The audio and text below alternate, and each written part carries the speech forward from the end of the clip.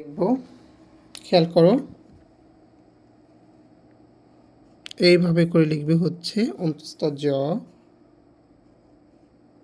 তারপর রটা এইভাবে লিখবে, লটা খেয়াল করো ল ঠিক এইভাবে করে লিখতে পারো। আমরা দুইটা পদ্ধতি দেখাইছিলাম, তো এটা হচ্ছে তোমরা লেখার চেষ্টা করবে এই পদ্ধতিতে, তাহলে লেখা হচ্ছে দ্রুত হবে। টানা লেখার ক্ষেত্রে আমরা এইভাবে করে লিখব। তারপর হচ্ছে আমরা লিখব হচ্ছে তালব্যস্য, ঠিক এইভাবে তালব্যস্যটা এইভাবে করে লিখবে। সর্বশেষ আমরা লিখব মূর্ধন্য ষ, ঠিক এইভাবে করে লেখা সবাই।